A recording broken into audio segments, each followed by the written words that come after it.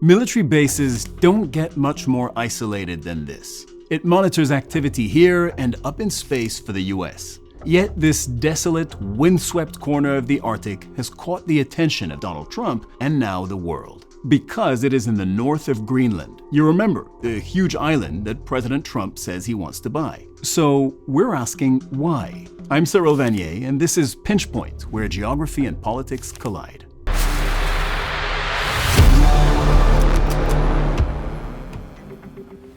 Now, the one thing everyone knows about Donald Trump is that he likes a deal. High-rises, hotels, casinos, they're normally on his shopping list. But Greenland? A semi-autonomous territory of the Kingdom of Denmark? Someone else's country? But then came a snowstorm of not very diplomatic activity. Don Jr., President Trump's son, flew in to say hello using the Trump corporate jet. That was after Trump Sr. dropped a message on Truth Social selling the advantages to Greenland if it became part of the US. Then he spelled it out in person, loud and clear. People really don't even know if Denmark has any legal right to it. But if they do, they should give it up because we need it for national security. That's for the free world. I'm talking about protecting the free world. And he made it clear that Greenland was now so important to the US that even military action to take it couldn't be ruled out. He said Greenland was vital for the US to effectively monitor the growing number of Russian ships traveling up and down into and out of the Arctic and Atlantic Oceans. Okay, so Donald Trump likes the deal, but even by his standards, this looks ambitious. However, the United States has previous experience when it comes to buying up international real estate. There's the Louisiana Purchase, for a start. That was back in 1803 when Thomas Jefferson was president. The French sold him the nominal rights to all of this for $15 million, or in today's money, about $430 million. The Native Americans were somehow ignored during negotiations. So too were the inhabitants of the next big US buy-up, Alaska. That came in 1867. And the vendor this time? Russia. And the price of this 1.7 million square kilometer piece of icy real estate? $7 million and change. That's a little over $150 million in today's money. That's not to mention acquisitions through conflict. When a war between the United States and Mexico ended in 1848, Mexico lost 55% of its territory. That includes the present-day states of California, Nevada, Utah, New Mexico, most of Arizona and Colorado, and parts of Oklahoma, Kansas, and Wyoming. Mexico also relinquished all claims to Texas. Mexico received a little more than $18 million in compensation, or just over $735 million in today's money. Back to Greenland. People are still trying to gain independence from Denmark, and they have a message for Donald Trump.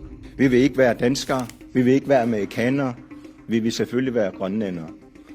Og selvfølgelig er det den grønlandske folk, som bestemmer deres fremtid. And in Denmark, which foots the bill for Greenland's defense, the government says more military money has been found, at least $1.5 billion more. Det er vi ikke. Vi har været i gang med forberedelserne igennem rigtig lang tid.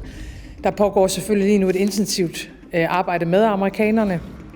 De er vores vigtigste allierede, og vi har kun et fælles ønske, og det er at styrke den vestlige alliances sikkerhed.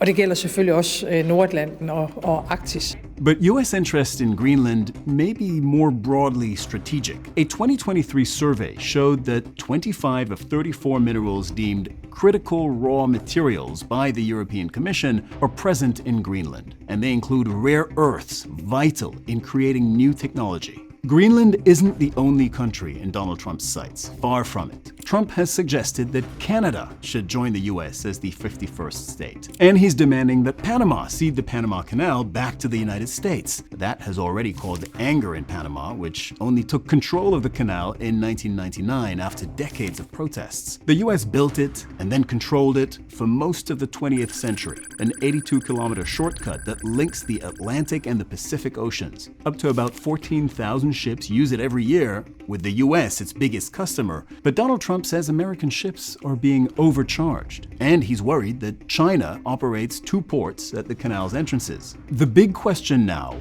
is how seriously governments should take his threats. They're often vague and come with a casual wave of the hand as he suggests piling on tariffs or using military power. Is it all noise, bluster? Could he sometimes even be joking? Well, they're not laughing in Panama. They're not laughing in Greenland or Denmark, or in Canada, for that matter. And they're not laughing in Brussels, the home of NATO and the European Union. Remember, Greenland, by extension, is a member of both, which all leaves Greenlanders feeling the chill, while Donald Trump's efforts to serve notice on his perceived rivals, China and Russia, are rattling his allies too.